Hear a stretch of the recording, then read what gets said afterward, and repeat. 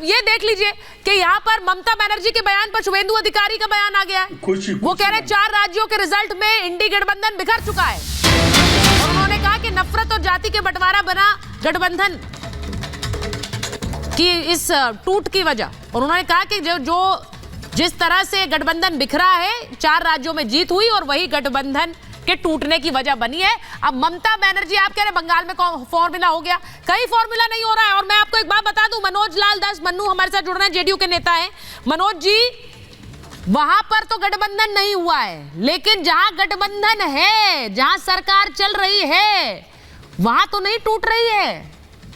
बिहार की बात कर रही हूं। देखिए सुचिता जी, बिहार में कहीं कोई टूट फूट की बात नहीं है। अच्छा, लेकिन जिस महागठबंधन को अस्तित्व में लाने के लिए नीतीश कुमार जी ने एकजुट किया, लोगों को एक मंच पर बैठाने का काम किया और बीजेपी के खिलाफ एक शक्ति का उन्होंने स्थापित किया। अब बड़े भाई के रूप में कांग्रेस का दायित्व बनता था कि सारे लोगों को एक करके उसको लेके जाने के लिए। सुचरिता जी, आप पिछले लोकसभा चुनाव का आप अगर कंप्लेन करेंगे, उसको देखेंगे बढ़िया से, हाँ। तो जो भी सत्ता में आई हो, चाहे वो मनमोहन सिंह के समय की हो, वाजपेयी जी के समय के हो या मोदी जी के समय की हो, विपक्ष का वोट बटा है एक दूसरे में, तभी आए हैं। नीतीश कुमार जी ने तो पूरी ईमानदारी से वैसे सारे दलों को जो एक दूसरे के खिलाफ आपस में लड़ाई लड़ रहे थे, उनको एक मंच पर लाके खड़ा करने का काम किया।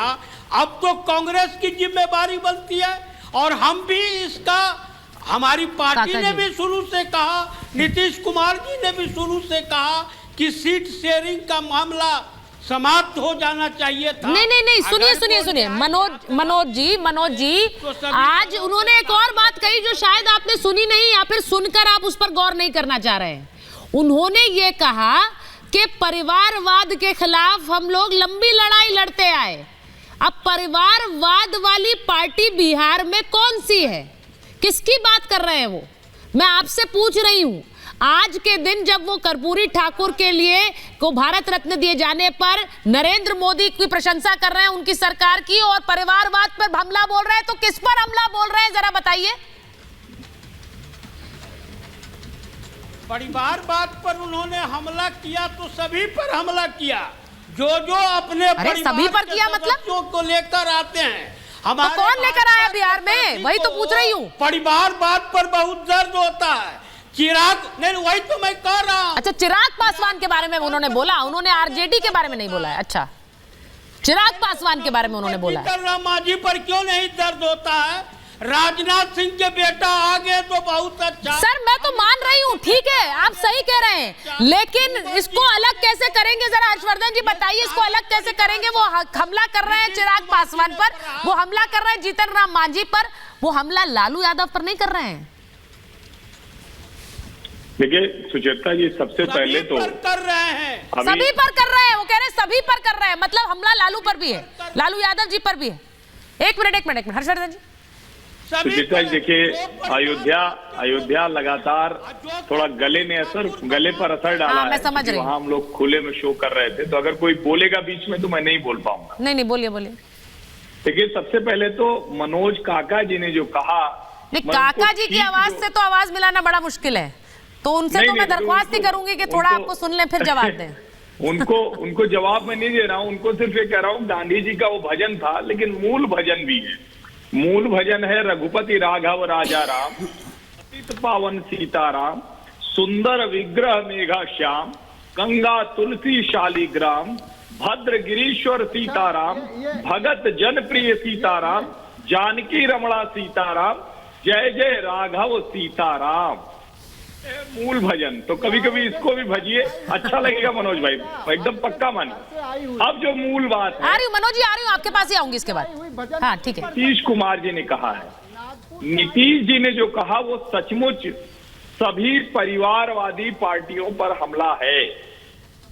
सब अपने को कर्पूरी ठाकुर जी का चेला तो बताते हैं, लेकिन कर्पूरी ठाकुर जो अपने घर परिवार के लिए जिन्होंने कुछ नहीं किया, जिनको चंदा भी मिलता था तो उसको सीएम राहत कोष में डाल देते थे, जिनके लिए अगर घर बनवाने के लिए पैसा आता था तो वो विद्यालय के लिए दे देते थे, उन कर्पूरी ठाकुर के चेलों ने अपने घर परिवार पर क्या क्या नहीं किया, भ्रष्टाचार की इंतहा कर दी।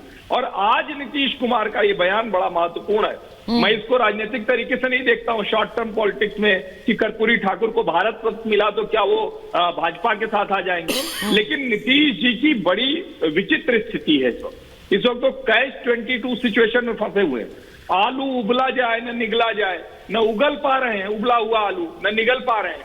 वो गठजोड़ में अटके हुए हैं, उनका बनाया हुआ गठजोड़ ध्वस्त हो गया। वो धुरी थे, अब वो धुरी ही नहीं रहेगी तो भला गठजोड़ कैसे चलेगा। इसको इस तरह से देखा जाना चाहिए और उनको बहुत अच्छे से पता है।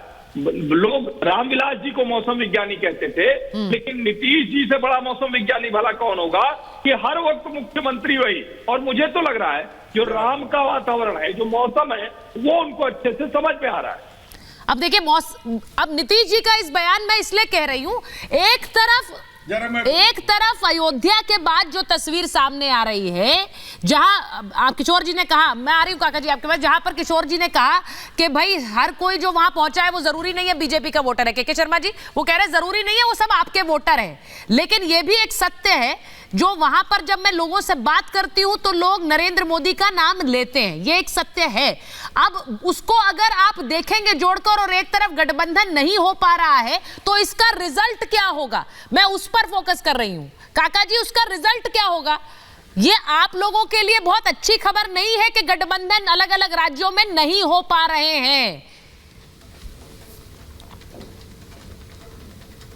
देखिए रिजल्ट तो जो होगा, रिजल्ट तो हमें लगता है कि चुनाव बाद पता चलेगा। और जो लोग इतना व्यग्र और बेचैन हैं, एक साथी ने देखिए, एक साथी जो गांधी, श्रद्धेय गांधी, पूज्य गांधी, जो राष्ट्रपिता महात्मा गांधी जो जीवन भर गाते रहे, वो नहीं गा पाए, चूंकि इनकी जो वैचारिक साझेदारी है वो नागपुर से आती है। और नागपुर का अगर गीत नहीं गाएंगे, गोंडसे का पूजा नहीं करेंगे तो कल से ये न विश्लेषक रह पाए, न विश्लेषक रह पाए, न ये पत्रकार रह पाएंगे। सच तो यह है कि देखिए भाई, मैं काका जी, मैं आपसे बहुत अनुरोध करती हूँ, आप व्यक्तिगत बातें नहीं करा करिए, ये अच्छी बात नहीं है। नहीं, ये डिबेट में अच्छा नहीं लगता है। बाकी मेहमानों पर व्यक्तिगत टिप्पणियां अच्छी नहीं लगती। जवाब नहीं ले रही। सुचारिता मैंने क्या व्यक्तिगत टिप्पणी करी? जो लोग गांधी को नहीं पढ़ सकते, जो लोग डार्विनवाद को मिटाना चाह रहे हैं, एक मिनट, जो लोग धर्मांतरण, के शर्मा जी बोलना चाह रहे हैं, के शर्मा जी से ही जिनकी दुकान चलती हो। अरे सर देखिए मनोज सिंह काका जी, समस्या क्या है? समस्या ये है कि बीजेपी को आप लोग पाठ पढ़ाते रह जाएंगे, अपना पाठ नहीं पढ़ रहे हैं आप उन्हें पाठ पढ़ाते रहिए, आप उन्हें बताते रहिए ये वहां की राग अलाप रहे हैं, ये अपनी उपलब्धियां गिना रहे हैं, काम नहीं कर रहे हैं। आप अपना तो काम करिए, अलायंस तो बनाइए। वो अलायंस बन नहीं पा रहा, वो छिटके जा रहे हैं। लेकिन यहाँ बीजेपी को आप सवाल पूछ रहे हैं, वो आगे निकल रही है सर रेस में।